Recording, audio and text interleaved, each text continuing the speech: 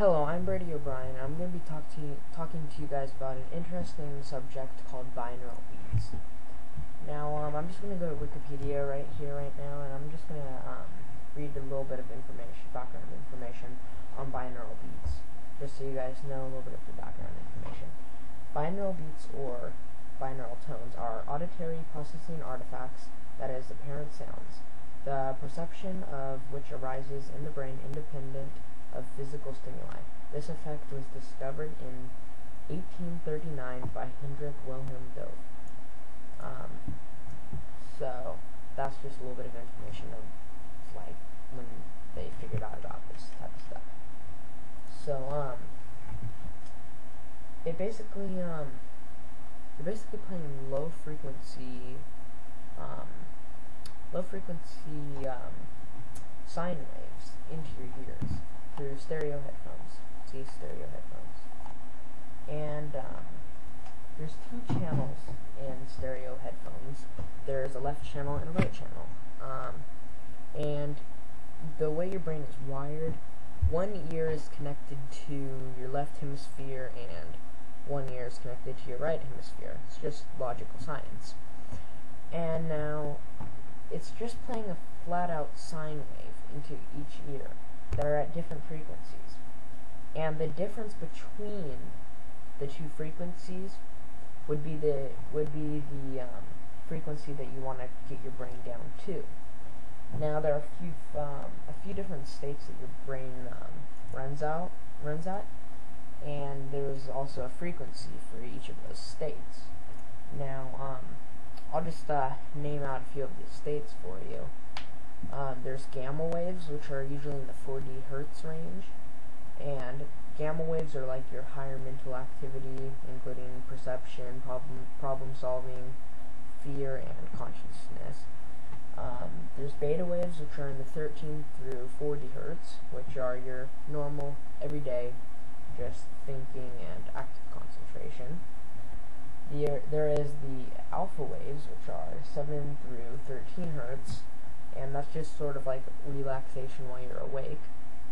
There are the theta waves, which are 4 through 7 hertz, which is mainly just like dreams, deep meditation, and hypnosis.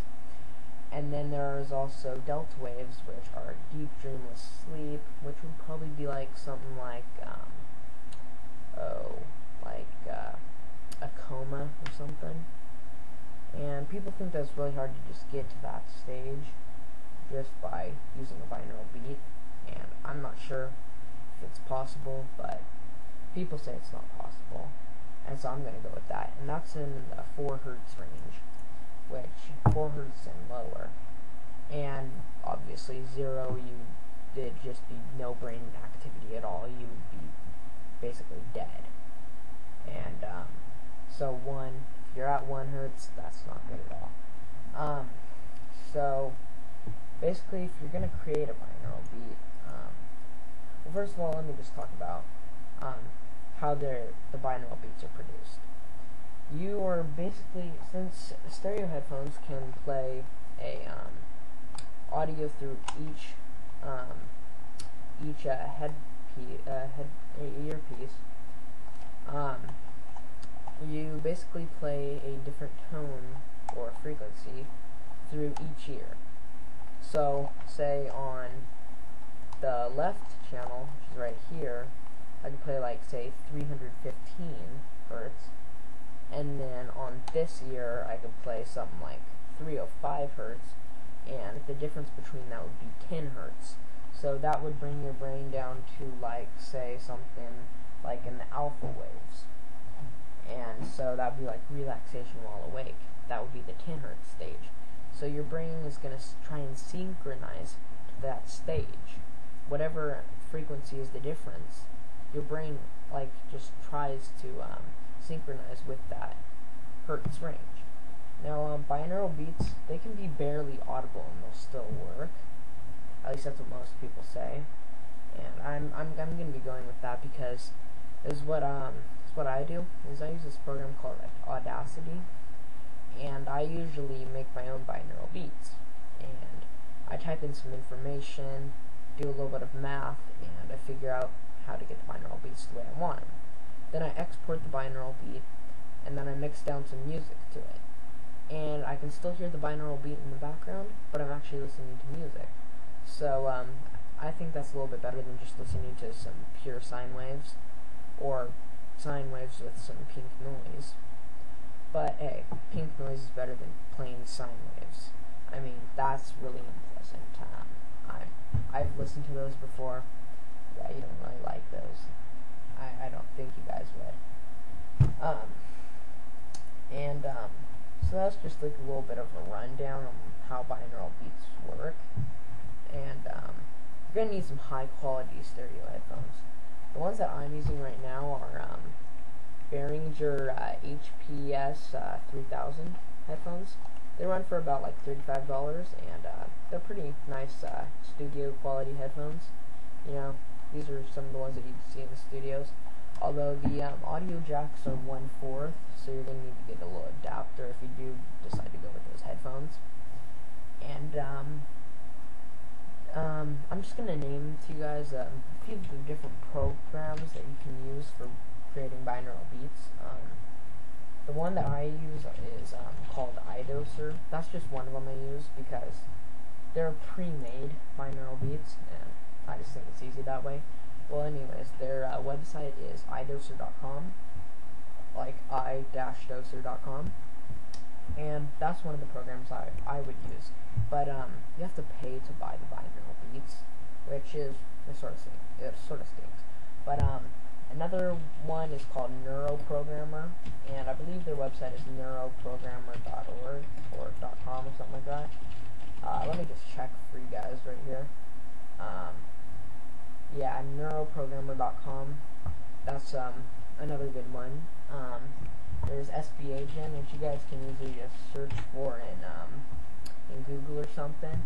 Their website is actually uazu.net/SBAGEN, and that's their website. That's a really good one.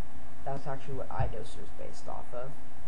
I'm sure you guys have heard about iDoser if you're getting into these binaural beat things.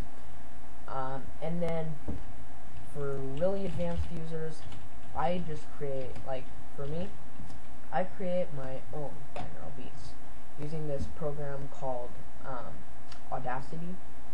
And basically what I do here is I have a plugin called the Nyquist plugin. It's actually called Binaural Beats with Surf, and that's what I use to create my binaural beats. And you know, you have to subtract the difference and all that stuff, but if you know what you're doing, you can create a binaural beat that'll do basically whatever you want. And I'd say that's probably the second best thing to do. If you aren't that advanced, it might just be a little bit easier to open up a text file and create it inside of SB Agent, which is another thing I do, and the sound quality is also a little bit better. And I don't know if there's any more information I need to throw at you guys. Yeah. Other than that, all I can think of that I would really say is, binaural beats, just try them out, test them, see if they work for you. I mean, binaural beats, they can work most of the time, but sometimes it can just also be the placebo effect, which is basically just where, like, somebody says, oh, check out this program called iDoser. It does all of these great things and changes your brain waves. And your brain will just respond to that, and it'll believe that. If you believe that, then your brain's just going to affect and have the same effects that people tell you. Which, that does happen, believe it or not. And another thing. Make sure you're wearing stereo headphones. If you're not wearing headphones, these binaural beats aren't even going to work for you. So, go out, buy some headphones today. That's all I gotta say.